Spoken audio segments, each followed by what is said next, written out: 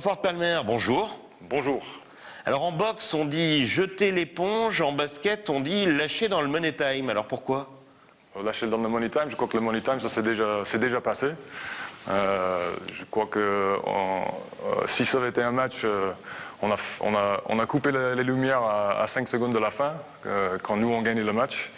Et on revient 2 semaines après et on donne le match aux autres. À un moment donné, il faut faire le constat que ça ne peut pas passer, qu'on ne veut pas de notre projet sportif. Qu'est-ce qu'on rate avec le projet sportif que vous aviez pour, on va le rappeler, pour la SIG?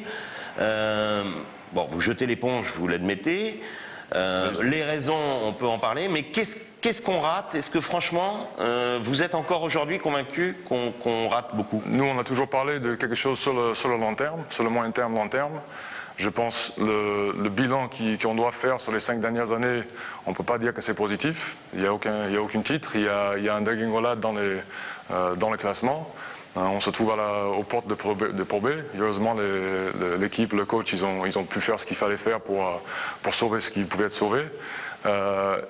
Nous, on pensait, il y en avait beaucoup, même les villes de Strasbourg et de Kirch, ils étaient d'accord pour dire qu'on avait le meilleur projet pour avancer. On a mis en place beaucoup de choses. Il y avait déjà eu beaucoup de travail de fait avant. Ça veut dire des liens avec la SIG amateur, mais très poussés. Ça veut dire faire un vrai centre de formation, mais du baby basket jusqu'à l'équipe pro, avec un programme technique coordonné par Olivier Badi, qui est un formateur à Chevronnet alsacien, qui avait beaucoup œuvré. Moi, quelque part, je suis très embêté pour lui.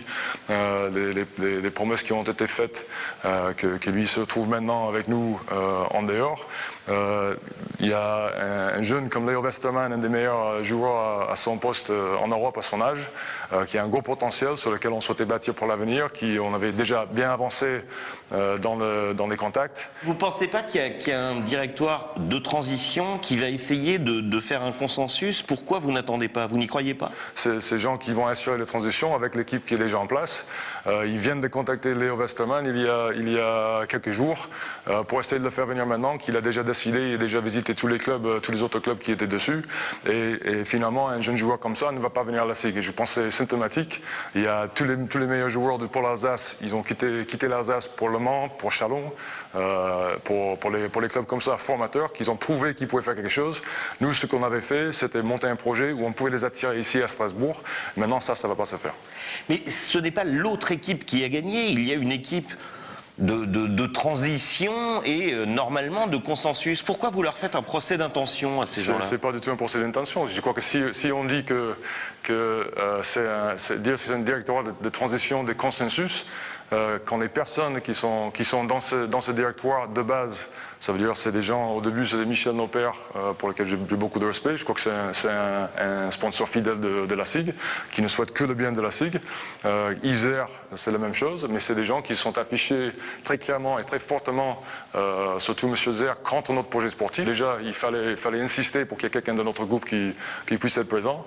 Ils ont fait un très bon choix, je pense, avec Raymond Schweitzer, qui est quelqu'un de très bien, on va voir s'il arrive, s'il y aura des coups d'échange pour défendre qu'est-ce qui peut être défendu de notre projet.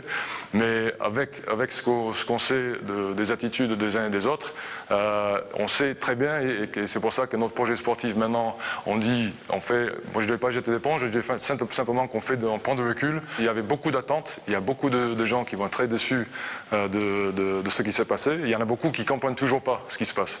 Alors pour Crawford Palmer lui-même, la vie continue avec l'équipe de France, les relations avec la NBA. Qu'est-ce que vous souhaitez à la SIG en quittant Strasbourg, puisqu'on a bien compris? Non, mais on ne peut que le souhaiter qu'ils arrivent à faire demi-tour, qu'ils arrivent à remonter la pente. Je pense Fred Sarr, je l'ai déjà dit et je le répète, c'est un très bon entraîneur, c'est un des meilleurs entraîneurs français. Malheureusement, ça va être dans la lignée de ce qui se fait sur les 5 dernières années. Ça va être jeter la pièce, espérer que ça fonctionne, sans projet pour la suite.